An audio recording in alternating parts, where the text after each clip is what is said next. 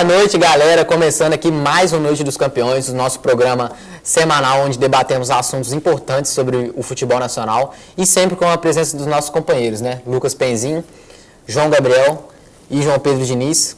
E hoje é um pouco mais sem resenha, galera, sem zoação. A gente vai falar sobre um tema sério, que é o futebol nacional, visto das lentes do eixo Rio-São Paulo. Então, a gente sabe que o eixo Rio-São Paulo concentra a grande economia do país e a grande população do país. E por isso, as mídias nacionais veiculam notícias muito mais sobre os clubes desses eixos. Mas a gente também queria propor um debate, porque a gente vê que os outros times aí de outras regiões estão em crescente e as mídias veiculam um pouco sobre esses times, né? O que vocês acham? Boa noite a todos aqui na mesa, boa noite ao telespectador. Então, queria começar falando sobre a divisão de cotas, que a gente vai a primeira discrepância gigantesca entre os times do eixo e os times de fora do eixo. Como o Corinthians e o Flamengo, que são os principais times desse eixo, que o Flamengo recebe 160 milhões de reais de cotas televisivas e o Corinthians 110, que são gigantescas, e times como Fortaleza, que tem chegado longe em campeonatos, tem disputado muito com os outros grandes, recebem 2,8, que para investimento, para outras áreas do futebol, é muito pouco. E ele perde muito como eu posso falar? No investimento mesmo, como o Atlético Paranaense, também que vem disputando o campeonato, vem ganhando o campeonato e não tem essa visibilidade toda. Então, acho que deveria ser mais igualitário. Bem, boa noite. Concordo, acho que sim, os times de fora do eixo precisam ter essa relevância, mas a gente não pode esquecer que o polo econômico do Brasil está focado ali no eixo, né? A maioria dos clubes da primeira divisão estão focados em São Paulo e no Rio, então, assim, é justo, na minha visão, que eles tenham, sim, acho que a mídia foque mais nesses clubes, pela relevância nacional deles também, e tem como exemplo em 2021, o Atlético conquistou o triplete, ganhando tudo que podia ganhar, e o Flamengo teve a receita maior, mesmo não ganhando nada, tendo... Bom, boa noite, gente, boa noite a todos aqui. Bom, acho que a gente, para começar a falar sobre esse assunto, a gente tem que buscar as causas, né, dessa polarização, né, dessa forma como os times de São Paulo e do Rio são tratados de maneira diferente dos outros. A gente pode voltar até a ditadura militar, né, onde a gente teve a criação da Rede Globo e juntamente a Rede Globo, né, veio a ascensão do Flamengo como o principal clube do Brasil, né. A gente pega aqui num período como a ditadura, a gente precisava, o Brasil precisava criar essa imagem de um clube de massa, né, de um clube que era visto como um clube nacional, já que o futebol era a paixão do país, era aquilo que movimentava o esporte. Então, a gente pode falar que o Flamengo era o clube da nação. Então, por isso mesmo, muitas pessoas da época relatam, pessoas que trabalhavam na mídia, que os gols do Flamengo tinham que ser comemorados com mais emoção. Acredito eu que 1 a cada 3 jogos que eram transmitidos pelas grandes mídias eram jogos do Flamengo. Então a gente tem que levar isso em consideração. E lógico, como meu companheiro Diniz disse, a gente sabe que a concentração econômica está muito maior nesses lugares. Mas ao mesmo tempo a gente está vendo o crescimento de vários outros clubes de outros estados, né? A gente tem o Fortaleza, por exemplo, que é um time que há um tempo atrás não disputava os títulos, era um time mais de terceira, segunda divisão, e agora é um time que disputa os campeonatos internacionais. O América, mesma coisa, né? Mesmo que não tenha uma torcida muito grande, está tendo uma relevância nacional maior. A gente pega as médias de público dos clubes, por exemplo, Atlético, Cruzeiro, Fortaleza, o Ceará. Esses clubes tiveram médias de público em 2022 maiores do que de outros clubes como Vasco, Fluminense. Então, a gente tem que tratar esses clubes o respeito que eles devem, e a mídia, eu acredito que daqui a alguns anos a gente possa ter uma audiência maior para esses clubes. E nesse caso não vai ser um detrimento para os clubes de São Paulo, eles vão continuar tendo as mesmas rendas, vão continuar tendo a visibilidade maior, mas assim, né, olhando o futebol de lentes diferentes, de perspectivas diferentes. Sim, mais alguém aí que tenha mais alguma opinião diferente ou é isso aí mesmo? Galera, então, esse é um tema difícil de ser debatido, é um tema que está enraizado aí crescimento da sociedade, né, que igual o Lucas trouxe aí pra gente. Então, baseado nisso, eu queria chamar um especialista que vai falar com a gente com um pouquinho mais de propriedade no assunto. Então, agora é com você, Vitor. Bom dia, Gabriel. Aqui é o Vitor Rockenbach, sou jornalista esportivo.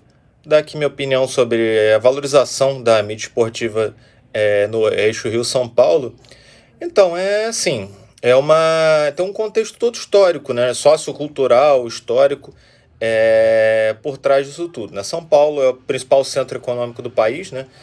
É onde o próprio pessoal de São Paulo fala onde o dinheiro mora, é a principal entrada e saída de dinheiro do país. O Rio de Janeiro já é um polo mais turístico, né? Cultural, turístico. São Paulo também é um polo muito cultural, até hoje, com questão de museus, essas coisas todas, até ultrapassa um pouco o Rio. Acho que o Rio de Janeiro é mais voltado aqui no Rio de Janeiro, mais voltado para o turismo mesmo, né? E pelo Rio de Janeiro também deve ter sido capital do país, né? Então, assim, são dois polos que que são muito importantes para o país já há mais de 100 anos. Então, é até meio natural esse processo de que a mídia se concentre muito nesse eixo, e muito por conta também das duas maiores torcidas do país se concentrarem aqui. O Corinthians, segunda maior torcida, e o Flamengo, que tem a maior torcida do país. Outros clubes com imensa torcida, não só no estado, mas também por conta até do pouco investimento em outros estados, como o Norte e o Nordeste.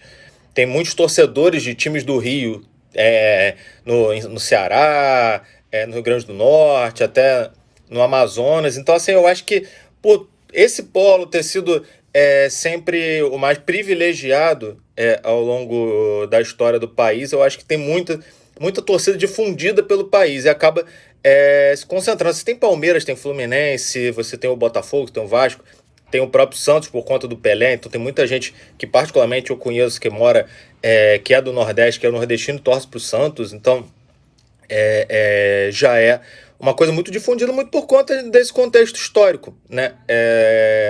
Do país. Então acho que... E a mídia também, assim, a gente pensa muito na mídia, jornalismo, aquela coisa mais parcial, mais independente, mas jornalismo também é negócio, né? Jornalismo também é negócio, também vende, notícia também vende, né?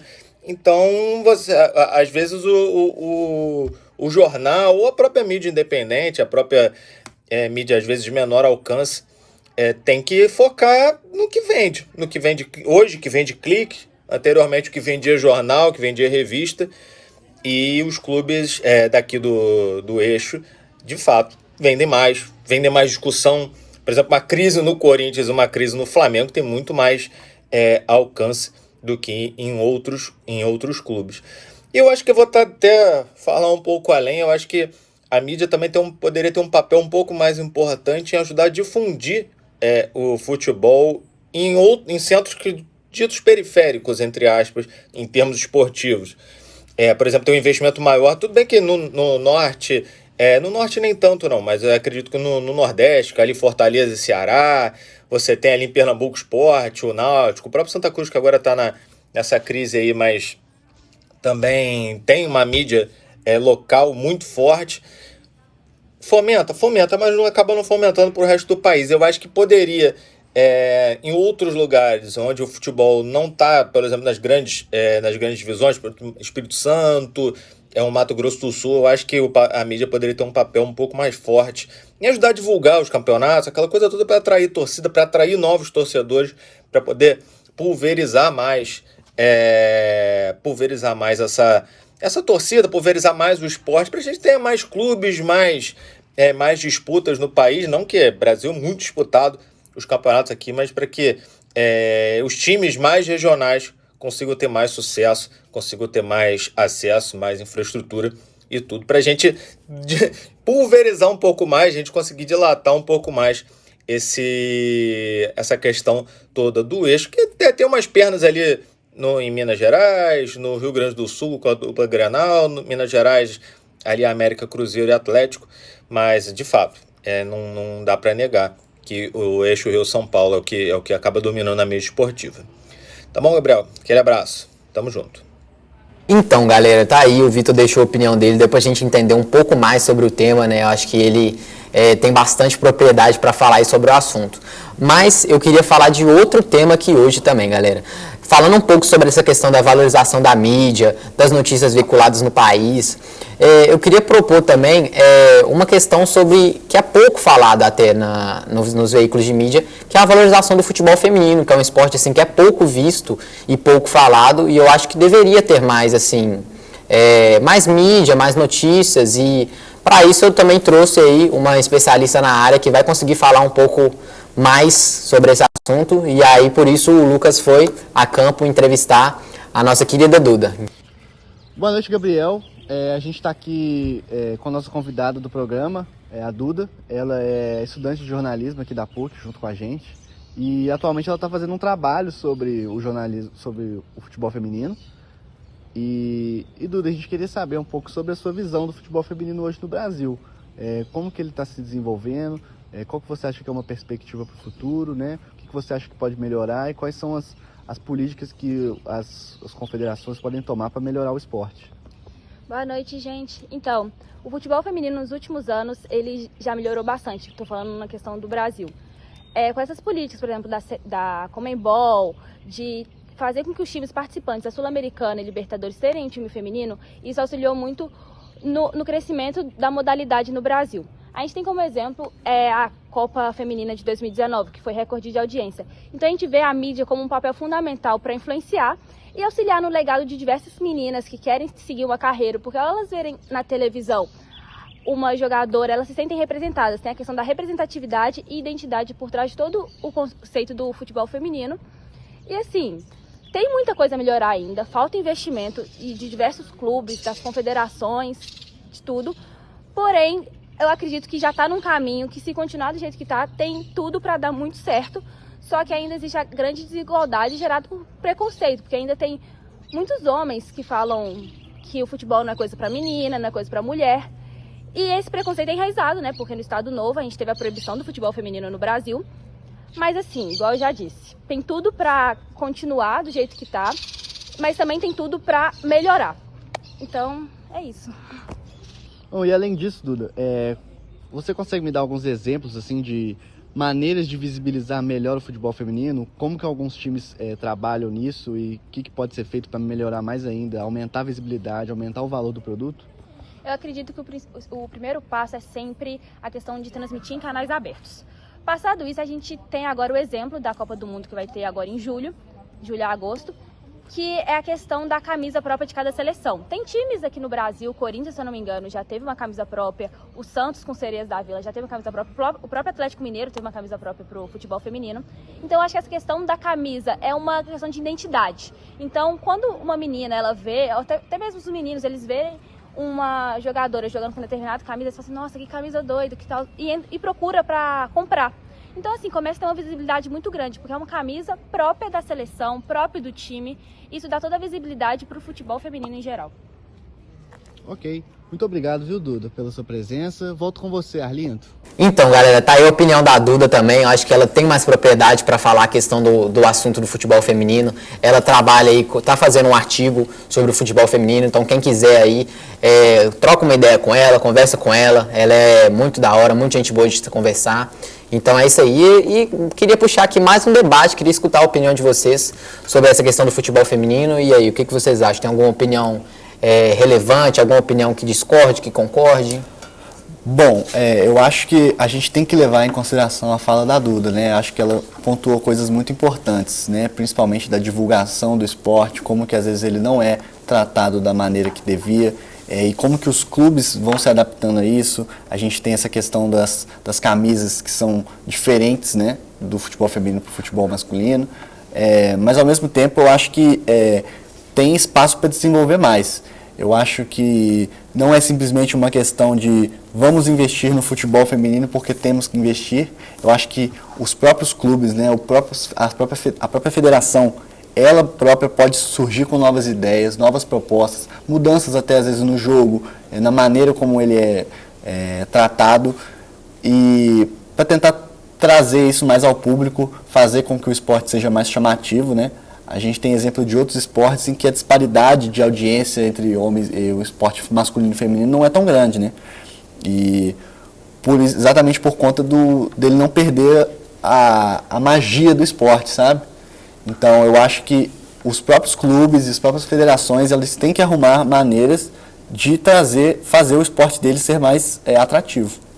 Bem, Lucas, eu concordo com o seu ponto, o vídeo da Duda é muito importante também, mas eu acho que o investimento ele está diretamente ligado ali, eu acho que ele é muito importante, a gente também pode pegar ultimamente, por exemplo, o FIFA, que é um baita jogo, o maior jogo de futebol atualmente, está introduzindo o futebol feminino, trazendo essa valorização, esse investimento. E a gente também tem muitas campanhas. Uma campanha que o Corinthians faz, que é muito boa, por sinal, é o hashtag Respeita as Minas, que é essa campanha que, inclusive, em um jogo lotou o estádio. Eu acho que os outros times do Brasil precisam também dessa campanha, esse incentivo de levar o torcedor ao estádio também. Concordando com os dois, realmente investir por investir não tem porquê, porque se você só jogar o dinheiro não vai funcionar. Tem que se trazer com esse dinheiro um pensamento futuro. Trazer técnico, trazer jogadoras mais famosas que consigam equiparar o time, melhorar a qualidade, obviamente. Assim como o João disse, essa campanha Respeita as Minas do Corinthians é muito importante, porque vai dar visibilidade para os outros times fazendo o mesmo, e torcidas também. Você vai trazer muito torcedor novo, muito moleque novo querendo futebol feminino. Camisa vende, camisa atrai público. Então, você trazendo camisas, jogadoras famosas no caso, vai atrair um público que vai, consequentemente, no futuro, aumentar muito mais o futebol feminino. Então, é importante os dois lados, mas o investimento maior com o pensamento futuro é simplesmente muito importante. E eu acho também que essa questão do futebol feminino também impacta diretamente na produção de notícia também do Brasil, né? Tanto que, como você vê, por exemplo, os veículos de mídia não noticiam quase nada do futebol feminino, igual, por exemplo, a finalíssima que teve. Pouca gente sabia onde ia passar, informações sobre o jogo e tudo, né? E eu acho que isso impacta diretamente também, tem muito a ver com o nosso passado, né? A nossa sociedade é enraizadamente machista, então eu acho que isso impacta muito também na questão do futebol, né?